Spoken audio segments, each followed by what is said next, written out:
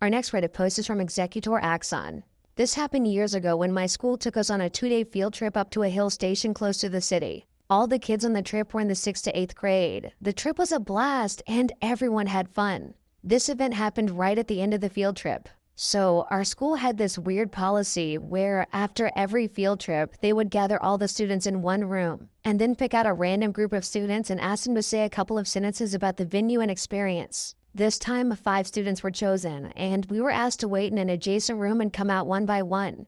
It was all cool until the first girl went up to the mic and said, "The experience was nice, but I felt that the food that was served was stale. I think a few people got sick." As soon as the student finished speaking, the vice principal flew into a rage as she descended on this poor girl and started screaming, "Who do you think you are? These guys have been working super hard for us all weekend. If you don't have anything good to say, don't say anything at all." Now, the vice principal's reaction might not make sense, but the hotel where we were staying belonged to some relative of hers, which is probably why we were there in the first place, so she felt pretty strongly about it. The student almost started crying as she walked back to us. I was next up, so I was standing by and waiting. But the vice principal went on this long rant about being well-behaved and setting a good example. I think at this point, it's worth talking about one of the other kids chosen to do this pointless exercise. He was an older kid in the 8th grade, and he had an accident on the trip, so his arm was in a sling.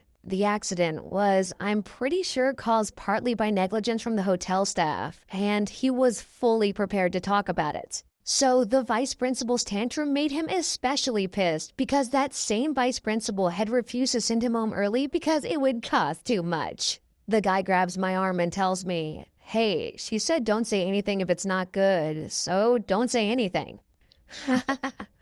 So I went out, stood there for a few seconds and said, "I don't have anything to say," and came back. Each of the other kids who went after me did the same. Then this guy went last. He goes up to the microphone, and at this point, the vice principal is shouting, "Did you do this? Don't you dare say anything," or something like that. He said, "I loved being here. I'm glad that I was able to be here even after I hurt my arm. I'll be really sad now that I have to go back to my parents and an actual doctor." The vice principal lost her mind at that. Most of the students were too young to really understand the sarcasm, but they definitely did start laughing at the vice principal. She threatened to suspend all the students, and she delayed the buses back to our town by 2 hours as punishment. A few days later, they called my parents in for a disciplinary hearing, and the vice principal narrated the story to them. When she got to the point about the complaint from the first girl, my dad said, "Wait, so the hotel was serving stale food?" I think the vice principal kinda got shook by that because I was asked to go back to class shortly after and nothing else came of it. And OP clarified down in the comments that this happened in India where schools are much more disciplinarian in nature, so this is kind of standard behavior for teachers and principals. Our next Reddit post is from Big Fat Baza.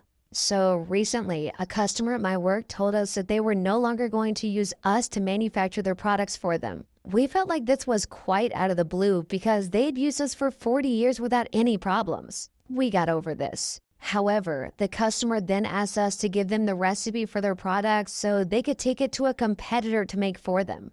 Now, for context, when they started using us in the 70s, they provided us with their recipe to make their product the right texture, firmness, and look just how they wanted it. Over the years, we've spent time and money finding new chemicals when certain ones have been discontinued, altering the mix of chemicals so that the customer's product was still how they want them, and we developed the recipe further to make it more efficient and provide better results. The way that we were making the customer's product now is completely different to how we were at the start. Because of this, my boss was unhappy with what they were asking of us. But complying with their request, he gave them the recipe to their product, the original recipe. It's fair to say that they are not happy and that they're going to have to spend their time and money to update it just like we have over the last 40 years.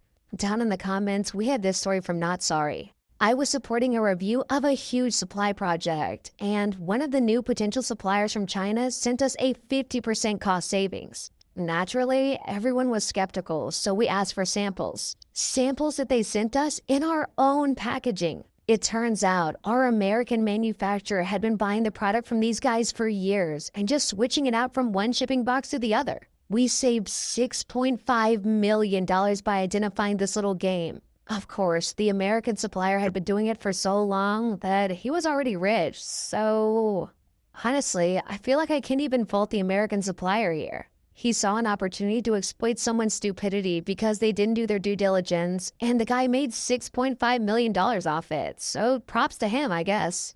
Our next Reddit post is from Ainsless. To clarify a few things, this took place in Europe. I was a salaried employee working 40 hours a week. I left that job about 10 months after the event took place. I didn't get in trouble and nobody tried to fire me. So about 4 years back, I started a new banking job. All was well, it's just that management was pretty strict about timekeeping, which was weird because we were all back office. But rules are rules, so I followed them. I learned all my tasks and I got to know the wider team. Anyway, about 4 months in, I started to realize that my senior manager didn't like me. I'm pretty assertive as a person and I do know how to stand up for myself. He hated it. I would speak up during meetings, ask questions, give suggestions, and so on, while the rest of the team would stay quiet. The week everything went south, I was working overtime, which was obviously unpaid. On Thursday, I did nearly 2 hours of overtime. So on Friday, I thought that I would leave a few minutes early because I was all done for the week. My manager had already left, so I left 10 minutes early. On Monday, I came into work and I got called into a meeting straight away. There were 3 of us in the room, myself, my manager, and my senior manager. Our conversation was as follows. My manager said, "I heard you left work early on Friday." I did. I left 10 minutes early. "Did you ask for permission to leave early?" It was 10 minutes. You know, I did about 4 hours of overtime last week. Why are we even having this conversation? The senior manager said, "Because you left early without asking for permission. As a senior, you should be setting an example for the rest of the team." Is this a joke? Your working hours are 9 a.m. to 6 p.m., not 9 a.m. to 5:50 p.m. You shouldn't leave early without asking for your manager or my permission first. Is that clear? Got it. Perfectly clear. So I listened and I started coming into the office at 9 a.m. and leaving at 6 p.m. on the dot. At first, they didn't realize what was happening, but the week after the meeting was the last week of the month. And let's just say the last week of the month was intense, especially the final day. All of our reports had to be completed, signed off, and submitted before the month's end. We covered multiple jurisdictions, and we would deal with Southeast Asia in the morning and the Americas in the evening. Our team was expected to work overtime due to this. So then came Friday, the last day of the month, showtime. I'm at my desk at 9 a.m. sharp. Most of my team has already been at the office for at least an hour. I, of course, have a cup of coffee from the cafeteria because I was a bit early. My manager looks at me and raises his eyebrow, but he doesn't say anything. I work. Break time. We had 2 20-minute paid breaks and a 1-hour paid lunch. I was the only person to go on my break. Lunchtime. Everyone was eating at their desks while I go to meet my friends for lunch. On my second break, I once again leave my workplace and go for a short stroll. Back to work. At about 5:45 p.m., I get a call from one of the senior managers in the U.S. She needs the report to be amended. There were 4 people on that call. I was doing the amendments while we were talking, and I was closely monitoring the time. I see it's 2 minutes away from 6 p.m. 1 minute away. Then 6 p.m. While the American manager was rambling about the report, I said, "Apologies, but I have to stop you right there." "Yes? It's 6 p.m. here. My day's over." "Huh?" "As per my management, my working hours are 9 a.m. to 6 p.m., so I have to leave." "Have a great weekend, and we'll catch up on Monday." I logged off, got my coat, wished everyone a great weekend, and left. It was 6:04 p.m. Both my manager and my senior manager were dumbfounded by what was happening. They looked pale, and they stared at me in disbelief. It was a glorious sight. I wanted to apologize to my senior manager that I wasn't able to leave at 6 p.m. on the dot, but I thought that would have been way too passive-aggressive, so I just left. I relaxed the rule a bit after a few months, but still, I never did more than 30 minutes of unpaid overtime. Ironically, once my stakeholders understood that I wasn't going to be available for over 10 hours a day, they started collaborating earlier in the month. As a result, I would always have most of my reports done and submitted by the last day of the month. OP, this is perfect malicious compliance because what are they going to do about it? Fire you for refusing to work unpaid? Pretty sure that's illegal. Our next Reddit post is from Magnus40. My company went on a cost savings kick and decided to look for ways to shave pennies. Now, they could have looked at the amount of money that was being squandered by people jetting all over the country on company time at a huge hourly rate, or the number of strategizing away days that HR went on, but no, they came for the lowly engineers. When the company starts counting paper clips, you know that you're about to have some fun. We were called to a consultation session. What that actually meant was management was going to tell us what they decided based on what they think goes on and not what actually goes on. The session was about saving money when we rented cars. In our company, if you have to drive out of a home site, then you can use your own car and choose a mileage rate up to about a 40-mile journey. If it's longer than 40 miles, then you should hire a car. Hired cars are usually dropped off at the office by a transporter, or you can pick up one at a hired office, or you can get a car dropped off at your home for a small fee. The travel department announced that there would be no more home drop-offs to save money. The engineers knew how this was going to pan out, but we said nothing.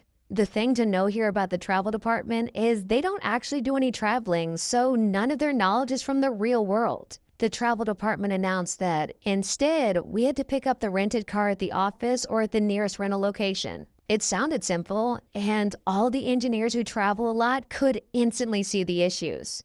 But we were told this was a new policy, so we had to comply. So we did, maliciously. I had a job where I had to work 300 miles away at a customer site. I traveled down on Monday morning starting at 6 a.m. and back up Thursday, so I was home by 6 p.m. Because of the travel time, I got the Friday off. I also lived a 100-mile round trip from the office, and my nearest Hertz office was at the airport.